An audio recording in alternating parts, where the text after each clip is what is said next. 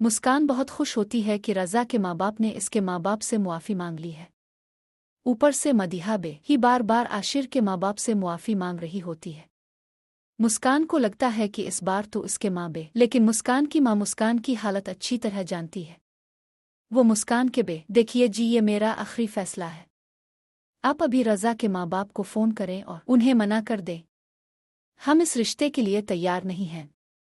मुस्कान की शादी रज़ा के साथ नहीं। उधर आशिर भी अपने बाप से कहता है, बाबा रज़ा की शादी यहाँ नहीं होगी। ये बात तय है। आखिरकार मुस्कान का बाप मजबूरना रज़ा के माँ बाप को फ़ोन करता है और अपना फैसला सुना देता है कि वो मुस्कान की शादी कभी भी। जब मुस्कान को पता चलता है कि इसके माँ बाप उसकी शादी रज़ा के साथ नहीं करवा रहे तो वो खुद को कमरे में बंद कर ला। दूसरी तरफ रज़ा इस बात पर खुश होता है कि शायद मुस्कान के माँ बाप अच्छा फैसला करेंगे और उसकी शादी में। लेकिन तभी रज़ा का बाप रज़ा को फ़ोन करता है, रज़ा बेटा, मुझे मुआफ़ कर दो, मैं नाकाम हो गया हूँ। मैंने बहुत कोशिश की कि तुम्हारी शादी मुस्कान के साथ हो जाए।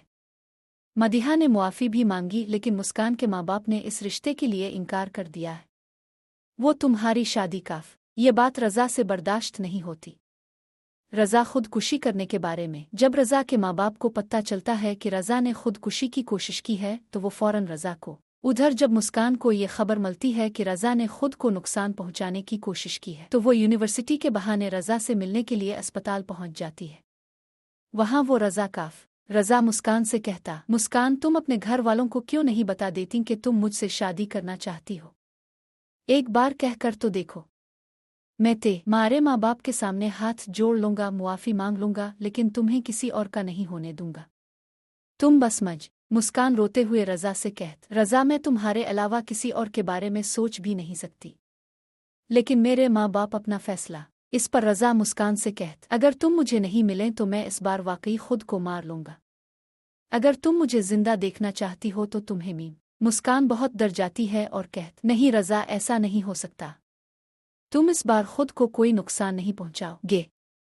अगर तुमने ऐसा किया तो देखना, मैं कभी भी अपने माँ बाप को तुम्हारे रिश्ते के लाम। घर आकर मुस्कान बहुत ज्यादा रो रही होती है। मुस्कान का बाप इसे रोते हुए देख लेता है। वो उसके पास आता, मुस्कान बेटा, क्या हुआ? तुम क्यों रो रही हो? ऐसी क्या बात है जो तुम्हें परेशान कर रही है? जब से मैंने रज़ा के लाए हुए रिश्ते से इनकार किया है तुम ना कुछ खा रही हो और ना ही हम सब से ठीक तरह। इस बार मुस्कान अपने बाप से कहती, बाबा, मैं रज़ा से बहुत मोहब्बत करती हूँ। अगर आपने इसे इनकार कर दिया तो वो इस बार खुद को ख़त्म कर देगा। आपको पता है इसने पहले भी खुद को मारने की कोशिश की है। अगर रज़ा को कुछ हुआ तो मैं भी खुद को ख़त्म कर लूँ। ये सुनते ही मुस्कान का बाप हैरान और परेशान हो जाता है।